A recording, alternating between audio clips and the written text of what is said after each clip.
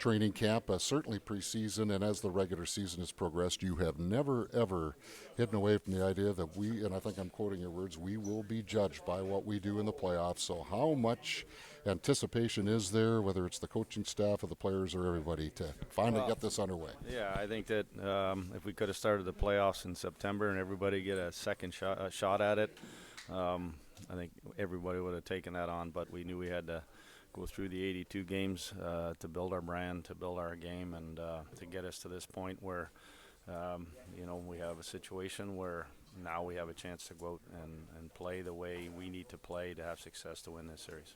And on that note, Scott, and I know you only want to look forward, but I'm, apply this to tomorrow. Yes, you won that first game against Colorado, but I don't know that you resembled anywhere near the team that you were in the regular season. So playing your way and winning your way, how important is that for game one to set the stage for this series? Yeah, what we need to do, like I just said, we've been working on things all year long that were sort of working themselves towards what we have to do for this whole playoffs. And we have a brand, and like I mentioned, the style that we want to play. There's structure that we need to get to quick.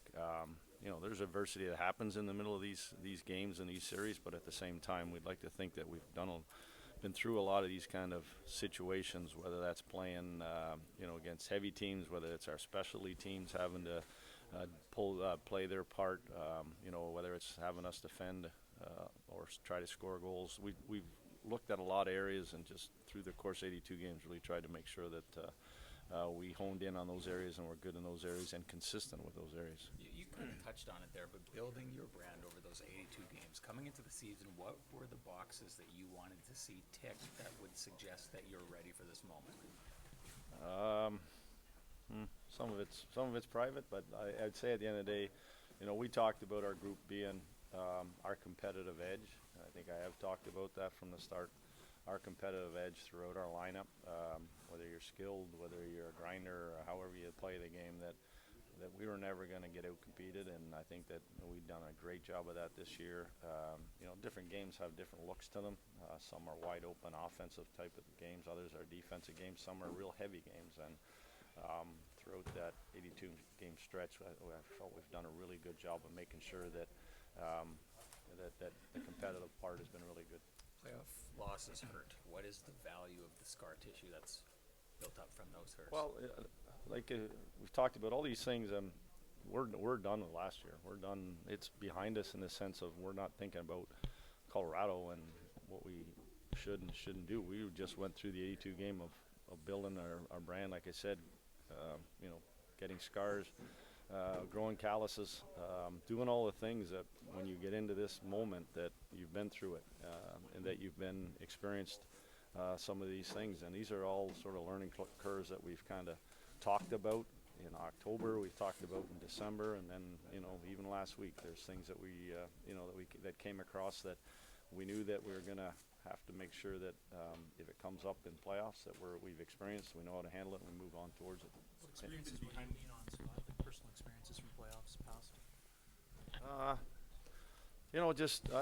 For me, the biggest thing is just staying in the moment, and I think that's something we talked about all year, talked about our team, but for me, it's just, I got to make sure I have certain things that I want to, whether it's matchups, whether it's certain people on the ice watching what's coming over the boards on the other side.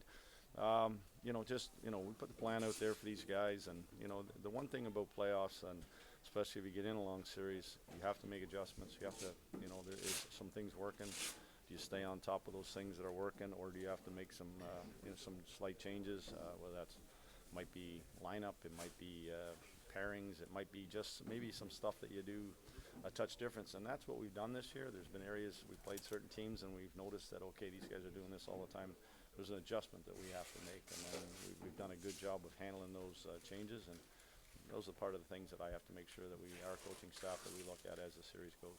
Scott, you've coached a lot of games as assistant. You've been in playoffs before, but this is going to be your first playoff game. How much, on a personal level, what does that mean to you? And I mean, how many times in the past had you thought about what it would be like to coach a team in a playoff game? Yeah, no, it's I'm excited. I really am, and like the group there, I think for the last 2 or 3 weeks, we're all getting excited about getting to this point. But, you know, yeah, it's an unbelievable opportunity that I've been handed. You know, obviously the players, you know, helping me get here this year, just the way they've played throughout the season. And, you know, for me, I'm going to try to stay out of the way as much as possible and let those guys go out and do what they do best. One of your biggest challenges is to replace or deal with two guys, high-end guys you don't have, Nick and Gabe. How big a challenge is that? Yeah, we've, you know, that's part of the, you know, with this 82 that we've had to face all year long. We've lost our captain for stretches, Sandberg, Pionk. So, you know, for us, that's one of the things we talked about at the start of the year, that we were going to need depth. That it was an area in the summertime that, you know, we didn't sign any big free agents, big-name players, but we did improve our depth, and we had to use it all year long, and we have to use it now. And we're using guys. They've had to step in before, and I don't see anything changes. Little bigger roles, little bigger responsibility for everybody, but that's where our group has done a fantastic job of grasping that challenge and going out and chipping in however they can. Give a timeline at all on their potential return? Scott, did you say today? Did Gabriel skate again today? You know, we had our big meetings here, so I'm not sure if he went on just before. We had one of our bigger meetings today, so with throat. So I would say I'm not sure. Sorry, I didn't check on the box there yet.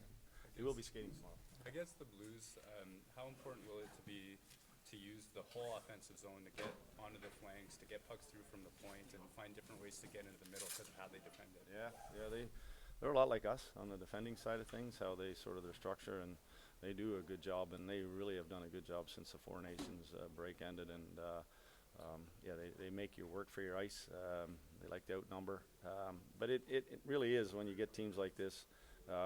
You have to use that whole zone, and I think we talked about yesterday, I believe, about some of the offensive things that we look at, the challenges that we like to, you know, work to, you know, against teams that want to try to shut us down in those areas. So, won't give all the secrets away, but we certainly looked at it, and that was part of what we looked at again today, and some areas where we can attack them.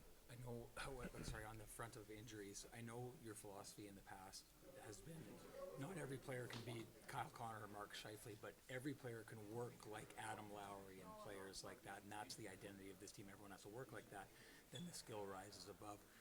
How has that allowed you to cruise through injuries? Because someone's going out of the lineup, whoever replaces them may not have that skill level, but they've got that worth ethic in the details. I think because we've gone through it all year, that guys have had to step up, and I feel the comfort level that knowing that, you know, if the guy's ice minute is rising by 2 or 3 minutes or sometimes more, you know, they're on the ice maybe in some key situations that they've gone through it, and that's all part of that 82 game growth that we've been kind of working on to get to this point. So now it's obviously a bigger stage, but I expect them to do the exact same things they've been doing, you know, to this point. What's the best piece of advice you got going into the series, whether it's from an old colleague or? I haven't got any. Got lots of best wishes. Well, no, lots of best wishes. That's about it. So,